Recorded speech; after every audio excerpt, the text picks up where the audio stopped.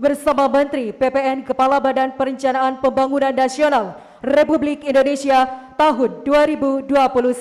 Boleh berikan apresiasi yang meriah untuk acara kita pada kesempatan hari ini.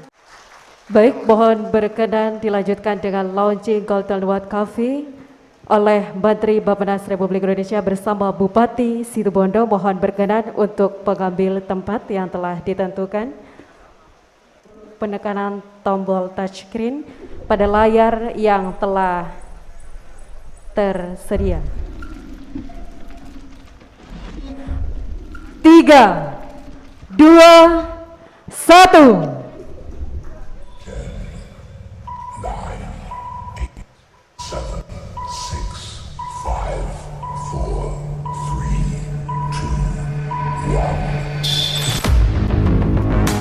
Boleh sekali lagi berikan aplaus yang meriah. Launching Golden Watt Coffee Situbondo.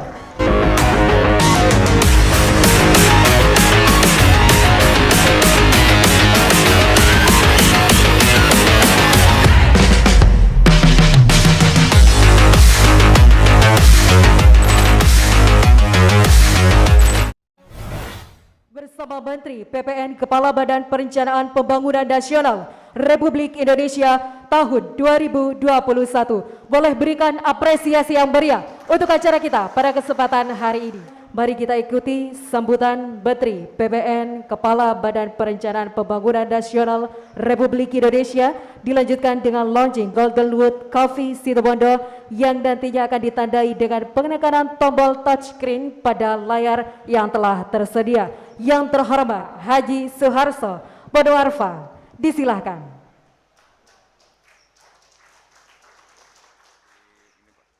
Pak Deputi yang Bondowoso ini itu Bondo, Pak. Alhamdulillah. Salatu wassalamu ala Rasulillah Sayyidina Maulana wa Habibina wa Syafi'ina Muhammad wa ala alihi wa sahbihi wa mawala la hawla wa la quwata illa billah amma ba'du. Yang saya hormati, mudah-mudahan saya menyebut namanya benar, Bupati Situbondo, Bapak Dr. Andes Haji Karna Suswandi bersama Wakil Bupati Ibu Haja Hoirani. Yang saya hormati Bupati Bondowoso Bapak Kiai Haji Dr. Andes Salwa Arifin,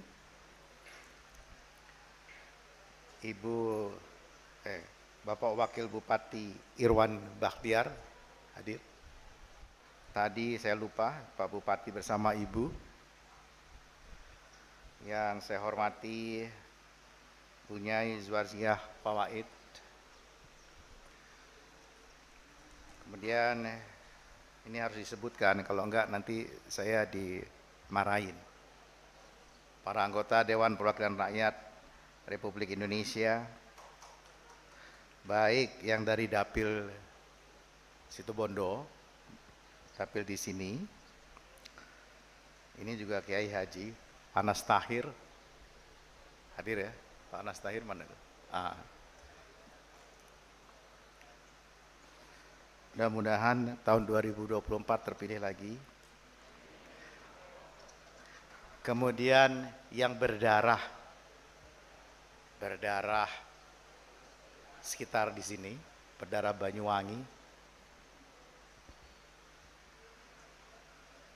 Meskipun dapilnya tidak di sini, Saudara Ahmad Baidowi, mana dia? Oh, Ahmad Baidowi ada?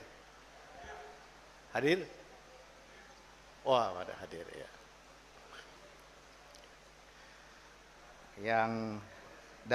Yang terakhir ini kalau saya tidak sebutkan, saya nggak boleh pulang.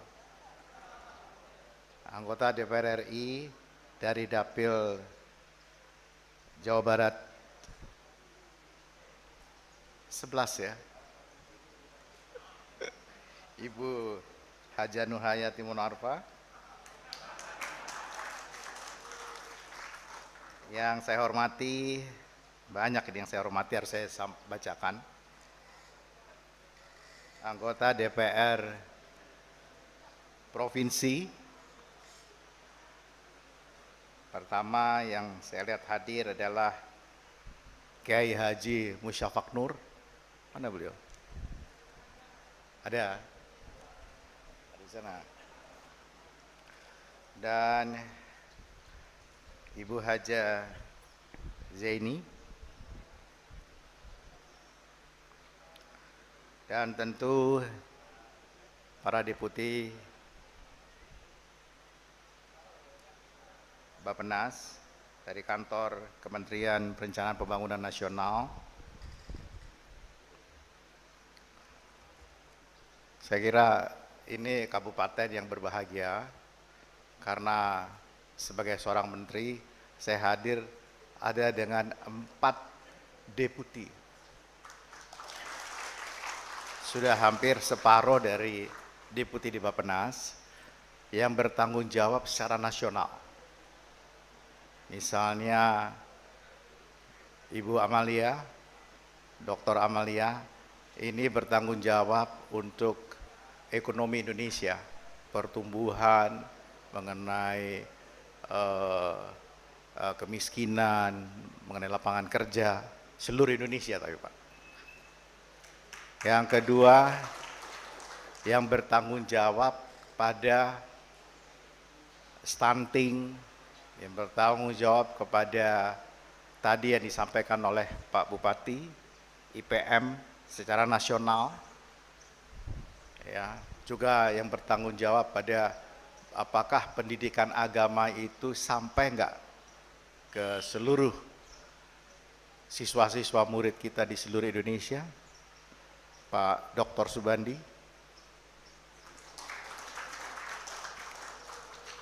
Dan beliau membawa 2 direktur yang langsung menukik pada jawaban untuk Pak Bupati. Yang pertama untuk di bidang pendidikan, Dr. Ami. Nah,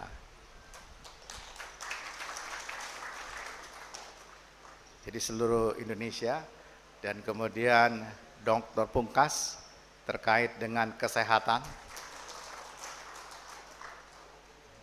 Betul ya saya ya? Berikutnya yang bertanggung jawab untuk dana alokasi khusus seluruh Indonesia juga hadir hari ini. Jadi kalau DAK di Indonesia itu di Situbondo dan Bondowoso yang bupatinya ada, kalau turun itu karena dia merasa berbahagia. Pak Dr. Rudi Prawira. Kemudian yang bertanggung jawab untuk infrastruktur seluruh Indonesia. Infrastruktur ini biasanya dikejar-kejar banyak kementerian, jadi bukan hanya bupati, wali kota, dan gubernur, tetapi para menteri yang terkait, Kementerian Pekerjaan Umum, Kementerian Perhubungan, dan beliau adalah Pak Rizal Permana. Jadi sebenarnya yang disampaikan oleh Pak Bupati tadi nggak perlu saya jawab, berdialog aja dengan mereka berempat. Kalau mampu meyakinkan keempat beliau itu, selesai sudah tugas saya.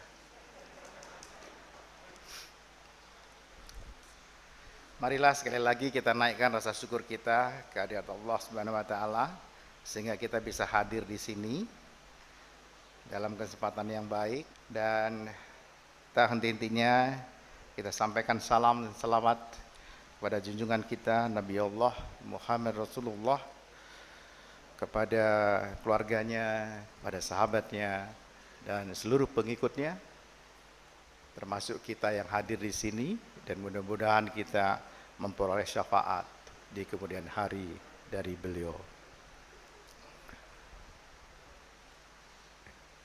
Saya senang sekali bisa hadir di Situbondo ini. Dan mudah-mudahan saya tidak terlalu banyak janji. Kalau banyak janji itu biasanya semuanya nggak diiyakan. Tapi kalau janjinya cuma satu, mudah-mudahan bisa dikerjakan. Tadi saya kira PR yang terbesar adalah IPM ya Pak Bandi. IPM-nya itu bisa diperbaiki nggak Pak Bandi? Bisa. Kalau beliau sudah bilang bisa, berarti alhamdulillah. Tapi bergantung pada Pak Ami dan Pak Pungkas. Bisa diperbaiki Pak Ami dan Pak Pungkas? Bisa, sudah. Selesai saya Pak pidatonya. Kemudian tadi ditanyakan mengenai infrastruktur.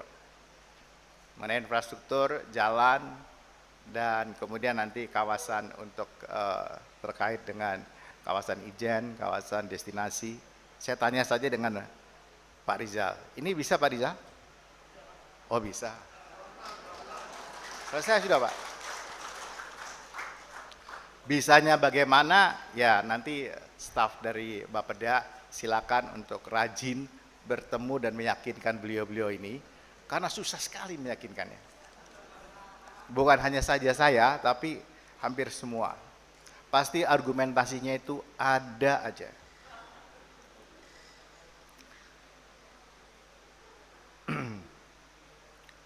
Kalau kita lihat di Kabupaten Situbondo, sebelumnya saya ingin sampaikan begini, supaya saya meringkasnya saja. Kami ada pemikiran di Jakarta di tingkat nasional, dana alokasi khusus itu tidak perlu terlalu luas menunya. Karena kalau terlalu luas menunya, maka rata-rata kabupaten kota di seluruh Indonesia untuk satu sektor bisa hanya mendapat 300 juta, 900 juta paling besar, rata-rata malah hanya 4 miliar. Ya, Pak Rudi. Jadi ke depan kami ingin meringkasnya dengan memilih berdasarkan tema rencana kerja pemerintah. Jadi untuk mensiasati itu, saya mengajak para kepala daerah di seluruh Indonesia termasuk Pak Bupati Situbondo dan Bondowoso untuk konvergen, untuk ikut serta di dalam tema rencana kerja pemerintah tahunan. Jadi kalau rencana kerja pemerintah tahun 2022 itu adalah pemulihan ekonomi recovery dan reformasi struktural, dalam hal ini adalah termasuk pendidikan, kesehatan, dan kemudian bagaimana mengatasi bencana, kemudian mengenai ketahanan pangan, itu kalau diikuti itu jauh lebih pas. Jadi kita bisa sinkron sehingga target-target nasional itu akan berhimpit dengan target-target daerah. Itu cara yang paling pas, paling baik untuk daerah untuk memenuhi pembangunannya, memenuhi biaya pembangunannya. Memang para bupati, para kepala daerah punya janji-janji politik pada waktu kampanye. Nah, janji-janji politik itu yang seringkali ditagih kembali oleh masyarakat.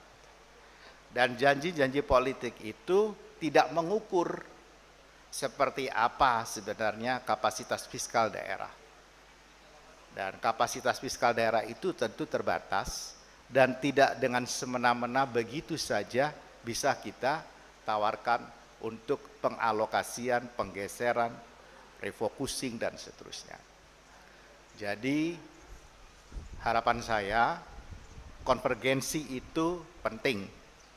Jadi supaya diikut sertakan di dalam program pencapaian target nasional.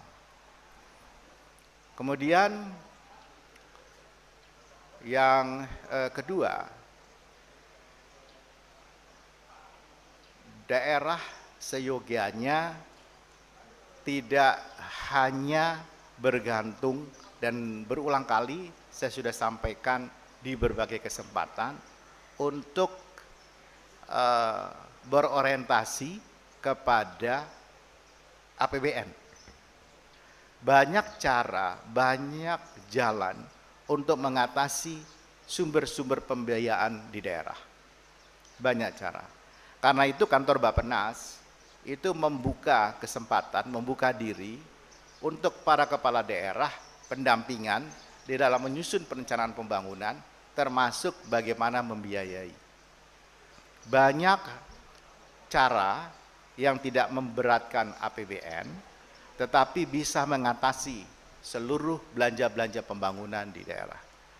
Jadi monggo Pak Bupati, kalau mau mendapatkan pendampingan itu, kantor di Bappenas terbuka. Kemudian saya senang sekali apabila tidak terlalu lama lagi indeks pembangunan manusia di baik Bondowoso dan Situbondo, kira-kira sama nggak Pak Bupati Bondowoso? Sama, rendah juga, rendah dibandingkan nasional, di bawah rata-rata nasional. Di bawah rata-rata nasional menurut saya mungkin yang paling besar itu di pendidikan dan kesehatan. Jadi memang tugasnya Pak Bandi itu. Kita sedang mengenjot kenaikan dari IPM itu, dan terkait dengan ini, pertama saya senang mendapatkan presentasi tadi, bagaimana meningkatkan rumah sakit umum daerah dari klasifikasi D ke C dan C ke B, yang disesuaikan dengan kebutuhan dan disesuaikan dengan jumlah penduduk, rasio jumlah penduduk di sini. Sebab memang pandemi ini membawa kita semua untuk mengevaluasi seberapa besar kemampuan kita menghadapi situasi seperti ini apabila datang lagi. Ternyata pandemi bukan hanya di Indonesia, tetapi di seluruh dunia. Mereka mengukur kembali kapasitasnya masing-masing terhadap bagaimana mengatasi seluruh penyakit yang berkembang di seluruh dunia. Ada beberapa hal yang saya kira saya juga perlu datanya nanti, yang Indonesia adalah juaranya, dan mudah-mudahan di kedua kabupaten ini tidak ada. Di kedua kabupaten ini nggak ada, Pak. Insidensi untuk TB, Pak Bandi, tinggi. Pak Pungkas, insidensinya tinggi? Tinggi ya? Rata-rata nasional tinggi. Jadi TB, penyakit TBC sekarang, kita itu termasuk yang nomor 3 di dunia. Penyakit TBC itu nomor 3 di dunia, dan penyakit TBC itu bukan hanya di daerah, tetapi di Jakarta, di Rumah Sakit Cipto Mangunkusumo kita bisa terjangkit, di Rumah Sakit Hasan Sadikin di Bandung juga kita bisa terjangkit, karena masa inkubasinya yang 6 bulan sampai 1 tahun, dan rata itu sekitar 1 tahun. Jadi pertambahan dari jumlah orang yang terpapar TB itu luar biasa menanjak. Bahkan kalau dihitung 11 orang ya Pak Pungkas, 11 orang wafat per jam di Indonesia karena TB. Nah, jadi saya senang kalau rumah sakit nanti dilengkapi dengan TCM ya. Di sini ada TCM, Pak. Ada ya? Pak Pungkas ada ya? Nah, TCM, dan yang diperlukan adalah seluruh masyarakat itu untuk disiplin berobat. mereka harus paling enggak 6 bulan di dalam pemantauan. Ya, yang mereka malas itu karena tidak nampak sakitnya, padahal menularkan. Nah, itu yang harusnya disadarkan kepada masyarakat. Nah, jadi kehadiran rumah sakit B menjadi C, C menjadi B harus sejalan dengan penurunan insidensi TB di kedua kabupaten ini. Ya, khususnya di Kabupaten Situbondo. Lalu soal pendidikan, ya, mengenai rata-rata lama sekolah yang 6,8, berarti jauh di bawah Jawa Timur, ya, jauh di bawah tingkat nasional. Padahal di sini kota santri, Pak, banyak pesantren tadi dikemukakan di atas 150-an. Mestinya jumlah lama sekolah itu menurut saya di atas 6 tahun. Di atas 8 tahun. Nyantri rata paling lama, paling sebentar berapa tahun? 9 tahun? Atau 12 tahun?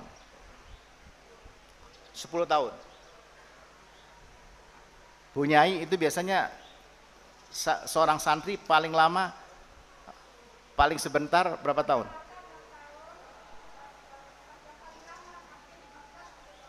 Oh, oke. Jadi minimal 6 tahun, tetapi rata-rata 10 sampai 20 tahun. Jadi mestinya menurut saya rata-rata lama sekolah ini mungkin hanya karena tidak dihitung yang di pesantren, Pak. Coba dikalkulasi kembali. Sepanjang pondok pesantrennya itu juga memasuki standar pendidikan yang baik.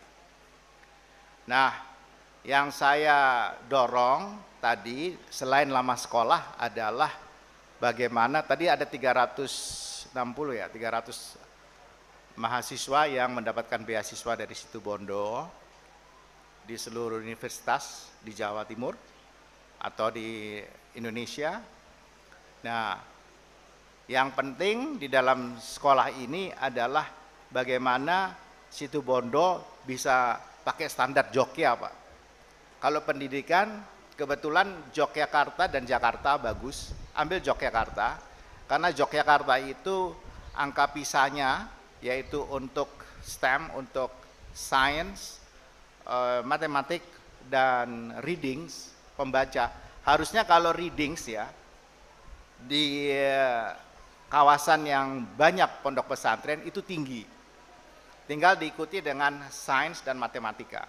Kalau itu tinggi, mudah-mudahan dari Situbondo ini bisa lahir siswa-siswa yang cerdas mengikuti standar dari PISA. PISA itu adalah program internasional untuk mengukur mengukur kemampuan siswa asing. Indonesia sekarang 370-an. Ya, 370-an. Bandingkan dengan Cina. Cina itu 500-an lebih. Dulu Singapura di atas. Sekarang Cina di atas Singapura. Padahal jumlah penduduknya begitu punya banyak. Kita juga kalah sama India. India jumlah penduduk yang luar biasa banyaknya, tetapi angka PISA-nya mereka lebih tinggi dari kita. Nah, jadi ini sering saya sampaikan kepada seluruh daerah, karena di tingkat nasional hanya bisa bicara kebijakan, hanya bisa bicara alokasi anggaran, hanya bisa bicara target-target nasionalnya, tetapi yang mengerjakan adalah seluruh kepala daerah.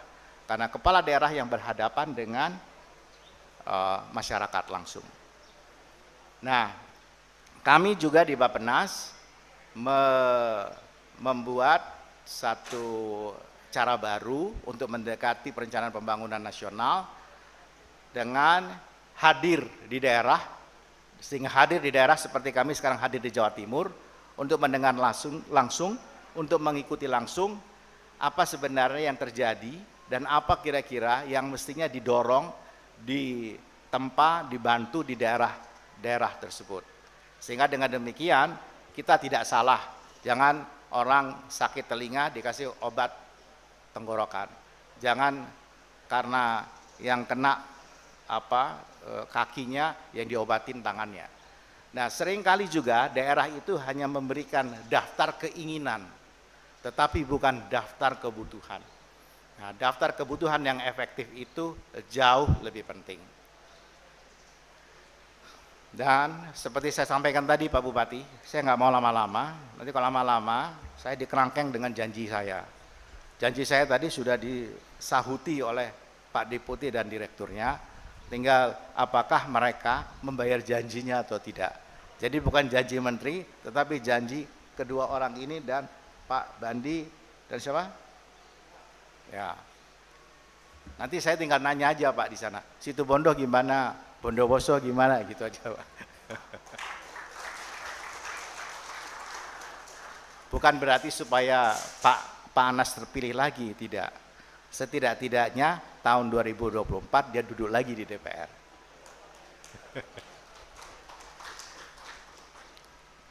Dan sekarang saya ditugaskan untuk, oh ya saya tadi mau sampaikan, ini bisa ditunjukkan di situ. TKDD dan Dak Fisik untuk Kabupaten Situbondo. Kalau total Dak Fisik itu sekitar 100 miliar sebenarnya, betul ya? Tetapi memang ada dak penugasan, kesehatan dan KB, ada dak jalan, air minum, sanitasi, perumahan pemukiman, irigasi, pertanian, kelautan dan perikanan, pariwisata. Ini sekitar 52 miliar. Kemudian dak regulernya itu ada 48 miliar. 16,4 pendidikan, kesehatan 20,5, jalan 6,8, transformasi pedesaan 4,8, semuanya 48,6 miliar. Jadi total semua di sini ada 100 miliar. Nah, ke depan saya ingin mendorong misalnya apakah kesehatan dan KB itu kita besarkan, Pak. Jadi dengan demikian kita korbankan untuk yang lain. Supaya nanti yang berikutnya baru kita berikan misalnya infrastruktur dasar. Ya, untuk pelayanan publik seperti itu. Dan nanti pada tahun berikutnya kita berikan apa? Sehingga uang yang ada itu tidak tercecer. Demikian halnya yang kami usulkan kepada seluruh daerah di Indonesia, kalau menyusun alokasi anggaran, jangan diecer-ecer di kedinasan. Buatlah beberapa dinas itu menjadi top up yang besar, ya, yang lainnya kecil atau tidak ada. Biarkan aja mereka, yang penting mereka digaji. Tapi pada tahun berikutnya dibalik lagi sesuai dengan target-target di daerah yang disinkronkan dengan target-target nasional. Wallahu muwaffiq ila aqwamit thoriq. Assalamualaikum warahmatullahi wabarakatuh. Waalaikumsalam. Baik, mohon berkenan dilanjutkan dengan launching Golden Award Coffee oleh Menteri Bappenas Republik Indonesia bersama Bupati Situbondo. Mohon berkenan untuk pengambil tempat yang telah ditentukan. Kami persilakan Bapak dan akan kami pandu dengan hitungan mundur untuk penekanan tombol touchscreen pada layar yang telah tersedia. Baik, akan kami pandu. Bismillahirrahmanirrahim. 3, 2, 1.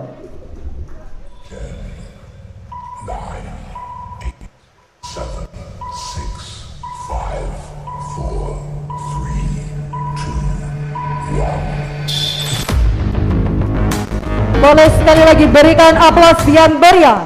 Launching Golden Award Coffee Situbondo.